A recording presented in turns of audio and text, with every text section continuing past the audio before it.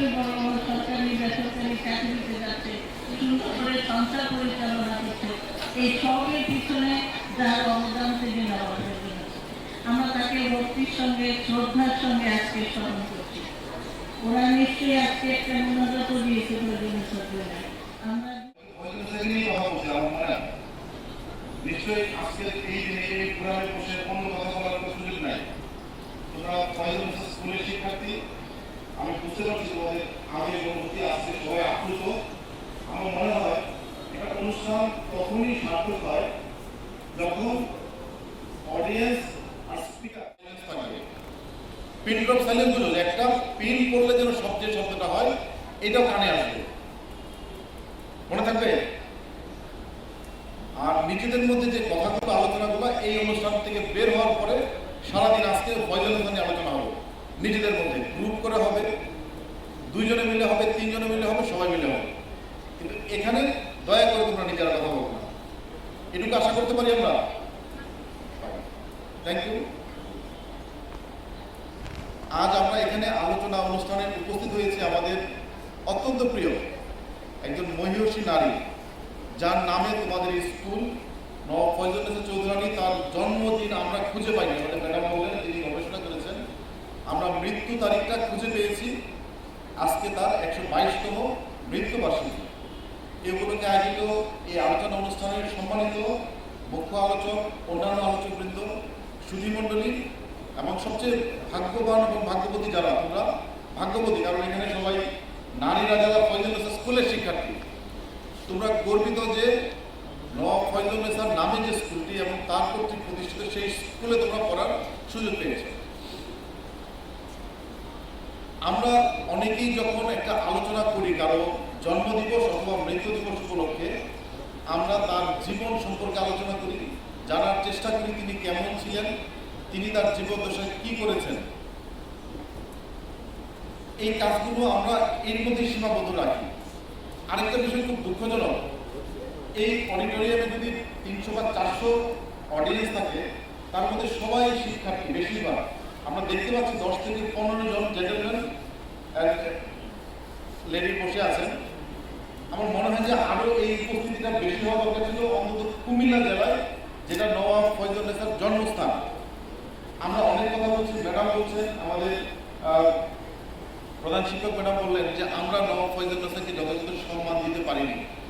কুমিল্লাবাসী যদি নওয়াব ফয়জুল সম্মান দিতে না পারে, সারা দেশবাসী কিভাবে দিবে, বিশ্ববাসী কিভাবে দিবে। অন্তত আজকে আমি আশা করেছিলাম এই অডিটোরিয়ামের অর্ধেকটা অন্তত আরো কিছু জেন্টলম্যান এন্ড লেডির উপস্থিতি থাকবে। আমরা আসলে অনেক কথা বলি বলার জন্য, কিন্তু আমরা কতটা বিশ্বাস করি আমরা যা বলছি, আমরা যা বলছি তা কতটা বাস্তবায়ন করি। আজকে আমরা নওয়াব ফয়জুল জীবনী নিয়ে কথা বলছি, তার জীবনের কিছু উল্লেখযোগ্য দিক নিয়ে যদি আমি কথা বলি, সর্বপ্রথম যে বিষয়টা আসে, তিনি অত্যন্ত সাহসী এবং দূরদর্শী নারী ছিলেন।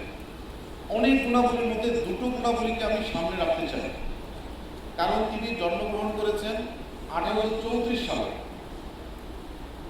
আজ থেকে 150 বছর আগে, 200 বছরের কাছাকাছি হয়ে গিয়েছে। তখন তিনি যে সাহসিকতা এবং দূরদর্শিতা দেখিয়েছেন, আজকে আমরা এই 2025 সালে নারীরা, পুরুষরা কি সেই দূরদর্শিতা এবং সেই সাহস দেখাতে পারছি। নওয়াব ফয়জুল তিনি একজন জমিদার ছিলেন, উত্তরাধিকার সূত্রে তিনি জমিদারি পেয়েছেন, এবং এই জমিদারি পাওয়ার পিছনে কিন্তু অনেক স্ট্রাগল ছিল। তিনি খুব সহজে পাননি, তার ভাইদের বাধা ছিল, সমাজের বাধা ছিল, রাষ্ট্র বাধা দিয়েছিল। তাকে একটা উপাধি দিয়েছে ব্রিটিশ সরকার, সেটা নিয়েও কথা হয়েছে যে কেন তাকে নওয়াব বলা হবে। এটার আবার জেন্ডার নিয়েও কথা আসছে যে নওয়াব হবে পুরুষরা, নারীরা কেন নওয়াব হবে। তাহলে তিনি যখন যে সময়ে নারীদের অধিকার নিয়ে কথা বলেছেন, যে সময়ে তিনি নারী শিক্ষা নিয়ে কথা বলেছেন, ওই সময় শুধু নারী না, গোটা এই অঞ্চল অন্ধকারে নিমজ্জিত ছিল বলা যায়। এই অন্ধকারে নিমজ্জিত একটা সমাজ থেকে তিনি মাথা তুলে দাঁড়িয়ে নারীদের জন্য তার অবস্থান থেকে যতটুকু করার ছিল যতটুকু তিনি করেছেন, আজকের দিনে আমরা ততটুকু করতে পারছি না। তিনি 200 বছর আগে যা করেছেন,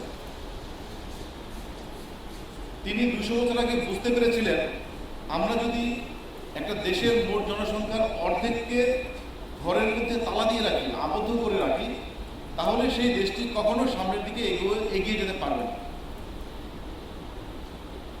আমরা অঙ্ক করি না যে একটি পুকুর এই 10 জন শ্রমিক খনন করতে এতদিন লাগে, তাহলে এটা 5 দিনে খনন করতে কতজন লাগবে, এরকম ঐকিক নিয়মের অঙ্ক আমরা করি না।